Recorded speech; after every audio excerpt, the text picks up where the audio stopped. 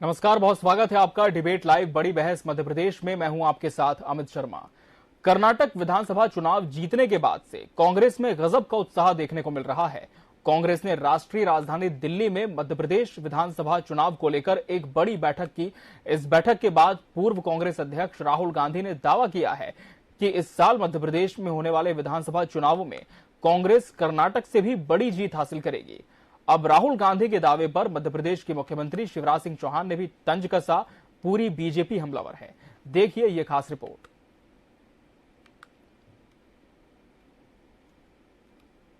बीते दिनों कर्नाटक में हुए विधानसभा चुनाव के नतीजे आए। कांग्रेस को जनता ने बहुमत से सरकार बनाने का अधिकार दिया। कर्नाटक में सरकार का गठन भी हो चुका है। वहीं मध्य प्रदेश में अब इस साल के अंत में विधानसभा चुनाव होने हैं। राजधानी दिल्ली में कांग्रेस नेता राहुल गांधी ने मध्य प्रदेश में होने वाले विधानसभा चुनाव को लेकर बड़ा बयान देते हुए कहा कि मध्य प्रदेश में कांग्रेस 150 सीटें जीतेगी। राहुल गांधी के दावे पर प्रदेश कांग्रेस गदगद है। मीडिया से चर्चा के दौरान सिर्फ यही नहीं कहा है कि 150 सीटों से अधिक आएगी, उन्होंने उन सारे कुहासों पर भी लगा प्रश्न चिन्ह हटा दिया है जो बार बार भारतीय जनता पार्टी और अन्य लोगों की जिज्ञासा का केंद्र था।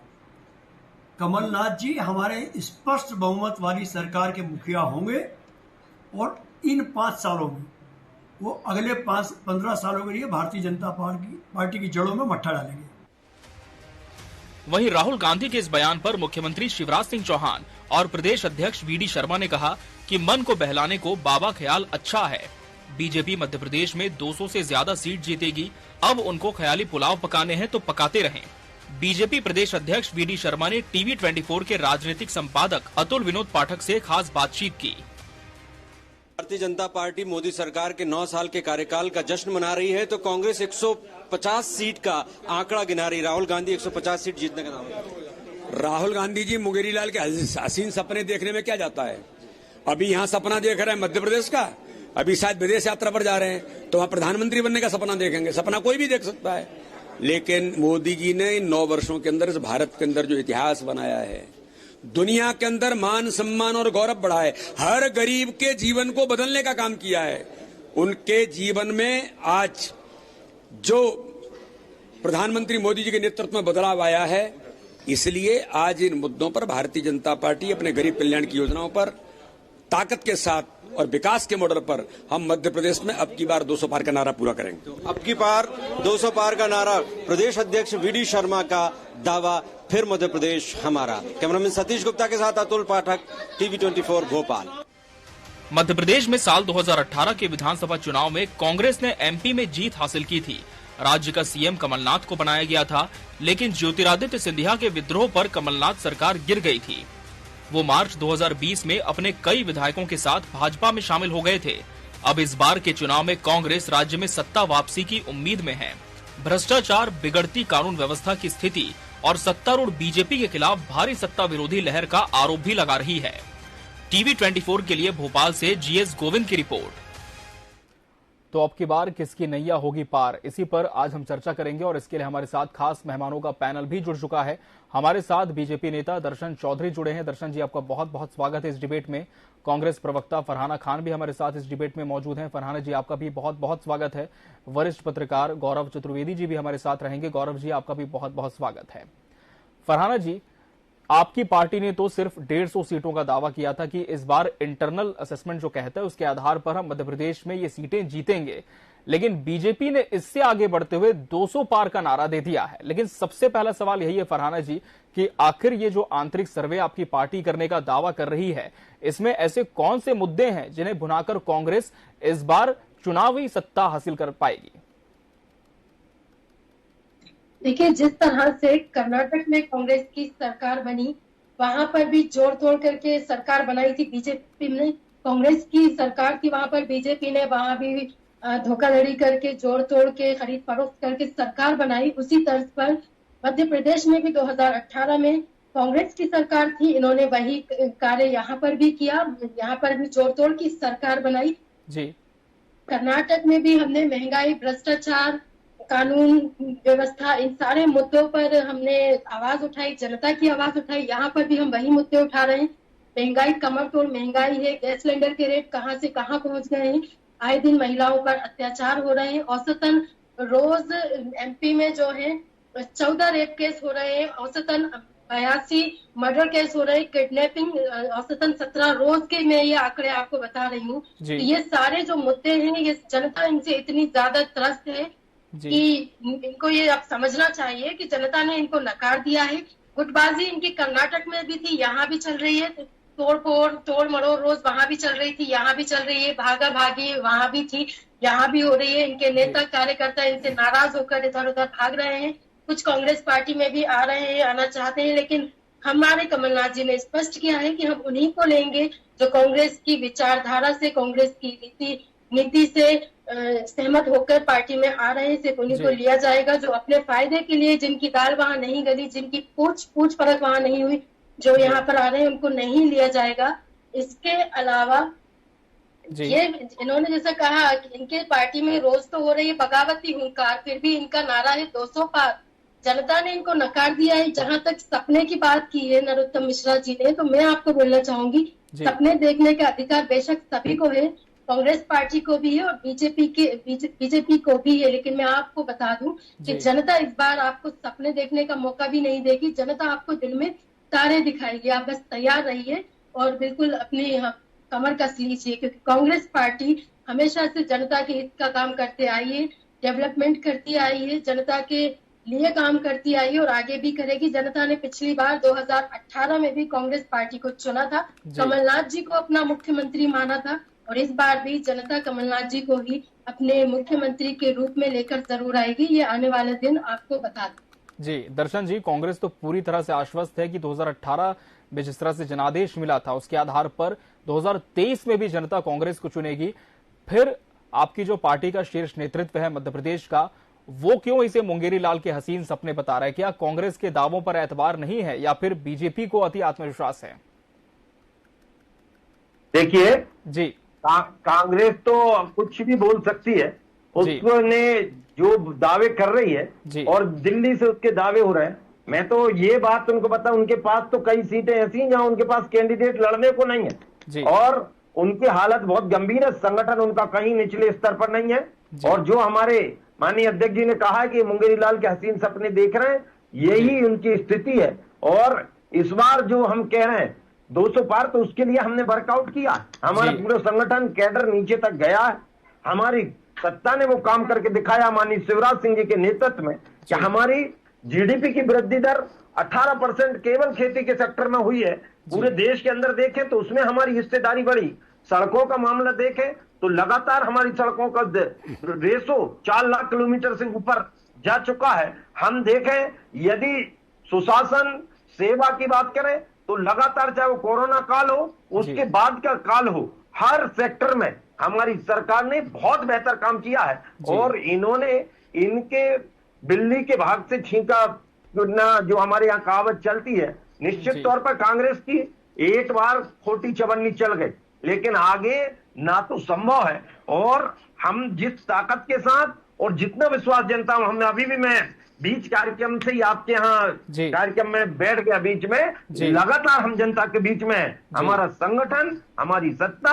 और मैं दावे के साथ कह रहा हूं जितना हर सेक्टर में और एक विश्वास जगह है देश के अंदर माननीय मोदी जी के नेतृत्व में, और मध्य प्रदेश में माननीय शिवराज जी के नेतृत्व में ऐसा विश्वास जगह है कि आप कोई भी, चाहे वो युवा वर्ग हो, माताएं बहनों हो, इतनी बड़ी योजना आप कल्पना करो, 1 करोड़ 20 लाख 1 करोड़ 20 लाख केवल बहन है जिनको अभी सीधा इस प्रकार को उनके न केवल जीवन स्तर में उठाव की बात कही है, बल्कि 1,000 रुपया देकर, प्रति माह देकर। और अब कांग्रेस घोषणा कर रही 50 साल तक न बहनों की चिंता, न युवाओं की चिंता, प्रदेश को गर्ते में डाल के रख।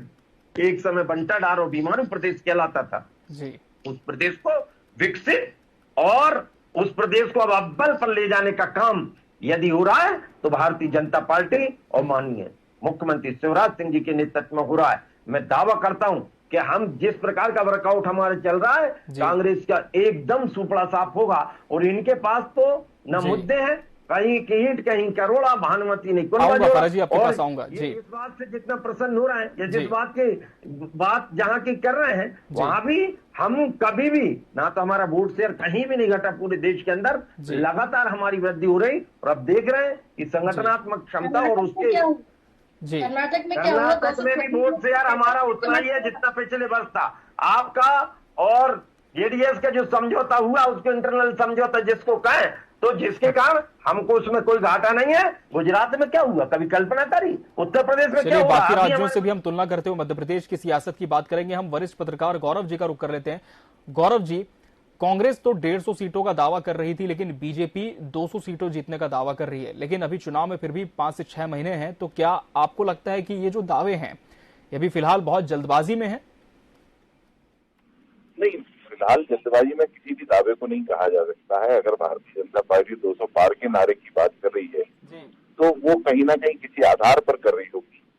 और कांग्रेस भी जो इंटरनल सर्वे की बात कर रही है वो भी 150 पार का जो नारा दे रही है, वो हो सकता है कि उनका इंटरनल सर्वे ये कह रहा हो। लेकिन वर्तमान परिस्थितियों में अगर देखा जाए तो जो राजनीतिक परिस्थितियां बन रही है, सामाजिक परिस्थितियां बन रही है, आर्थिक परिस्थितियां बन रही है, उसमें दोनों ही राजनीतिक दलों के 50-50% ही सरकार बनाने के चांसेस अभी नजर आ रहे हैं।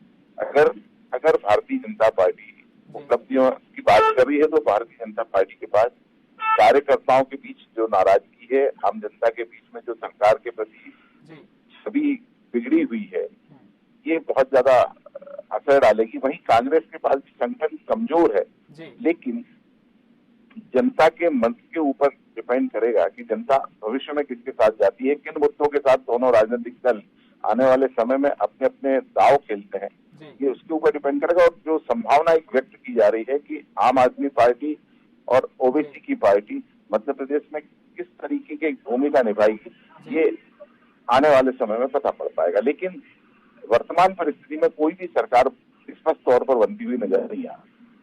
चलिए, तो वर्तमान परिस्थिति में गौरव जी कह रहे हैं कि कोई भी सरकार स्पष्ट तौर पर बहुमत लाती हुई नहीं दिखती है।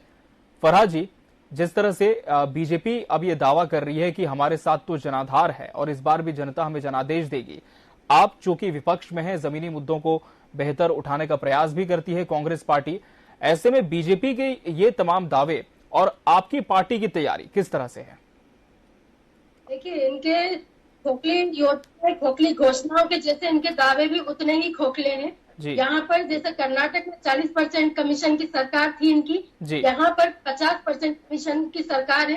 हाल ही में जो हादसा हुआ है महाकाल लोक में, जो कमीशन खोरी की गई, इसका इन्होंने मतलब जनता को छोड़िए, इन्होंने तो भगवान तक को कमीशन खोरी में नहीं छोड़ा है। भगवान ने दिखा दिया, 30 किलोमीटर प्रति घंटे की रफ्तार से हवा चली और इनकी बनाई हुई 6 मूर्तियां गिरकर ध्वस्त हो गई, गिरकर खंडित हो गई। आप बताइए, ये जनता देख रही है, भगवान भी देख रहा है। जिस भगवान का आप झूठ का सहारा लेते हैं, कर्नाटक में भी आपने बजरंग बली का नाम लेकर जनता को गुमराह करने की कोशिश की, यहाँ पर भी आप वही करते हैं, ये धर्म की राजनीति करते हैं। यहाँ तक कि भगवान को नहीं छोड़ा इन्होंने कमीशन खोरी में, भगवान की मूर्ति बनाने में भी बेईमानी कर दी इन्होंने। तो जनता का क्या करेंगे? ये आए दिन इनका व्यापम घोटाला, आए दिन पेपर लीक हो रहे हैं, रोजगार का कोई अता पता नहीं है, आए दिन सुसाइड केस हो रहे हैं, बच्चों के साथ बेईमानी हो रही है, महिलाओं पर अत्याचार बढ़ रहे हैं। ये सारी जो मुद्दे हैं ये हम उठा रहे हैं। और तो कमलनाथ जी ने इनका रिपोर्ट कार्ड भी तैयार किया है। इन्होंने जो 18 साल में इनके किए गए कार्य हैं उनका पूरा रिपोर्ट कार्ड तैयार है और वो लेकर भी हम लोग जनता के बीच में जाएंगे। तो ये अपने डेवलपमेंट की बात कर रहे हैं, ये रोड की सड़कों की बात कर रहे हैं, हमने ये सड़कें बनाई। भैया 50% कमीशन की बात, आप कमीशन लेकर आपने जो सड़कें बनाई हैं वो कुछ ही दिन में, उनके उद्घाटन के कुछ ही दिन बाद उखड़ जाती है। कौन से आपने बड़े कार्य ऐसे कर दिए, बता दीजिए। जो पुल आप बनाते हैं, आपने ओवरब्रिज बनाए कई सारे, वो बनते बनते ही ढह जाते हैं। रायपुर में भी आपका मेट्रो का जो पुल था वो बनने से पहले ही गिर गया था, कितने लोग उस हादसे में हुए। मंदसौर में अभी एक बस की दुर्घटना हुई है, आपके जो राज्य परिवहन है उसके घोटाले को दिखाता है। जो बसें डम करने के लायक हैं उनको लाइसेंस दिया जाता है, उनका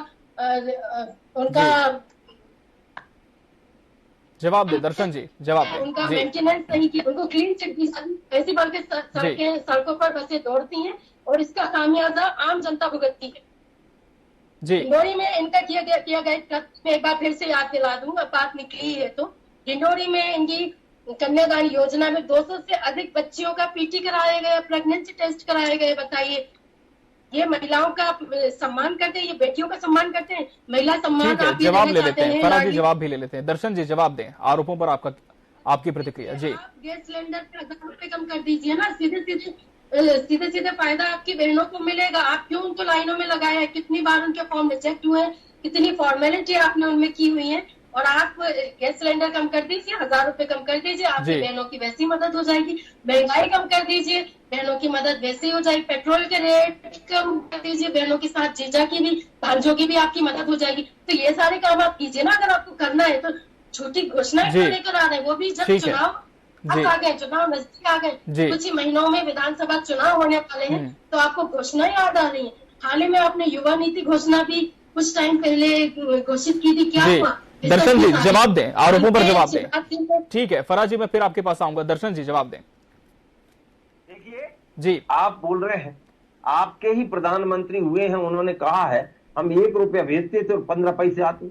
हमारे माननीय मोदी जी ने डीबीटी शुरू किया, डायरेक्ट बेनिफिट ट्रांसफर में, और 1 रुपया को 1 रुपया में बदलने का काम किसी ने किया है, भ्रष्टाचार मुक्त शासन देने का किसी ने काम किया है, तो भारतीय जनता पार्टी।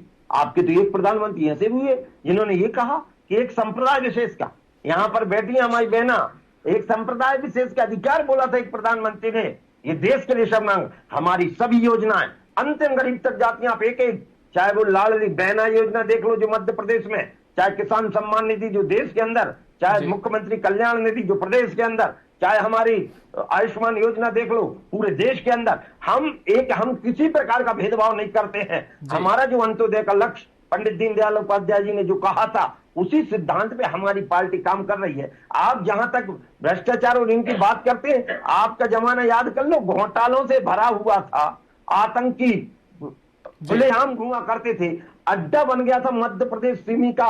हमारे यहाँ उसको मुक्ति दिलाने का काम हमारे माननीय मुख्यमंत्री जी के नेतृत्व में हुआ है। नक्सलवाद चरम पर हुआ करता था आपके यहाँ, तो आपके जमाने में आप तो देखो लोग रात में बहनों की तो छोड़ दो, भाई भिंड मुरैना और रीवा क्षेत्र में निकल नहीं पाते थे। उस सबको यदि मुक्ति देने का काम किसी ने किया है तो हमारे सुशासन ने शिवराज सिंह जी के नेतृत्व में, न केवल गुड गवर्नेंस, यदि हम सफाई के मामले में, स्वच्छता के मामले में बात करें तो मध्य प्रदेश का इंदौर लगातार नंबर 1 पर बना हुआ है। इसके अलावा हम देखें तो जीडीपी एक समय हमारी 13,000 पर कैपिटा इनकम हुआ करती थी, आज 1,43,000 पर कैपिटा इनकम है। यदि हम देखें बजट तो एक समय 12-13 हजार आपका बजट हुआ करता था, आज 3,15,000 और 25 करोड़ का बजट इस बार हमारा हुआ है। यदि हम देखें विदेशी निवेश लगातार बढ़ रहा है, हमारा विदेशी निर्यात यदि हम देखें तो केवल हम यदि हम वरिष्ठ पत्रकार गौरव जी का भी रुख कर लेंगे, हमारे साथ लगातार इस डिबेट में जुड़े हुए हैं। गौरव जी, विस्तार से आपने दोनों ही नेताओं को सुना है, अपनी अपनी पार्टियों के दावे हैं,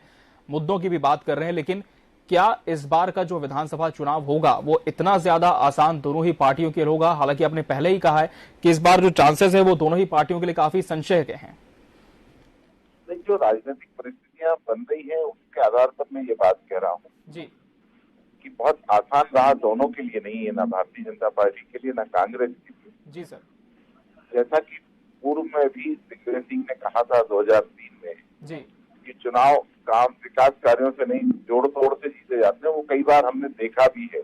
जी सर, चाहे सदन चलाने की बात रही हो, चाहे चुनाव जीतने की बात रही हो जी। जो 2 नई पार्टियां मध्य प्रदेश में अभी दस्तक दे रही हैं जी, जो जयस अपने जड़ें मजबूत कर रही है जी, उन तीनों का किस प्रकार से सामंजस्य बैठता है वो सरकार बनाने का राह प्रशस्त करेगा जी। सीधे सीधे किसी को भी मिलती हुई नजर नहीं है जी। तो कहीं ना कहीं इस बार दोनों ही पार्टियों के लिए राह आसान नहीं होगी, लेकिन सवाल अब भी बरकरार है कि अब की बार किसकी नैया होगी पार। दोनों ही पार्टियों को पुरजोर मेहनत करने की जरूरत है। मुद्दों की फिलहाल मध्य प्रदेश में कमी नहीं है, लेकिन देखना होगा कि चुनाव आते तक ये मुद्दे कितने ज्यादा उठाए जाते हैं और जनहित की जो बात है वो कौन सी पार्टी ज्यादा बेहतर तरीके से समझ पाती है और जनता का समर्थन किसके पास जा सकता है। बहरहाल आप तीनों मेहमानों का बहुत बहुत शुक्रिया हमसे इस डिबेट में जुड़ने के लिए और इसका सार्थक हिस्सा बनने के लिए आपका बहुत बहुत धन्यवाद। इसी के साथ मध्य प्रदेश लाइव बड़ी बहस डिबेट में आज के लिए फिलहाल इतना ही। कल हम फिर हाजिर होंगे किसी नए विषय के साथ। तब तक के लिए मुझे दीजिए इजाजत। नमस्कार।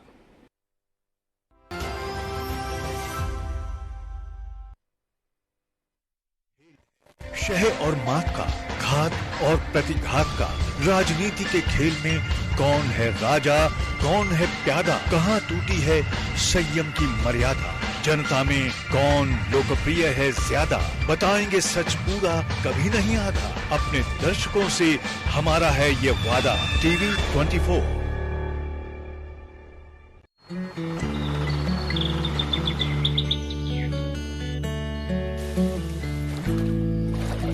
ये कहानी है एक छोटे से गांव की और वहां रहती है छोटी सी छुटकी।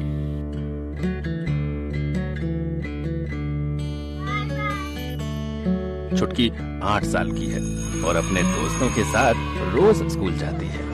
अभी अभी उन सबका दाखिला आत्मानंद इंग्लिश मीडियम स्कूल में हुआ है, जहां इंटरनेट लगे कंप्यूटर से अंग्रेजी में पढ़ाई होती है।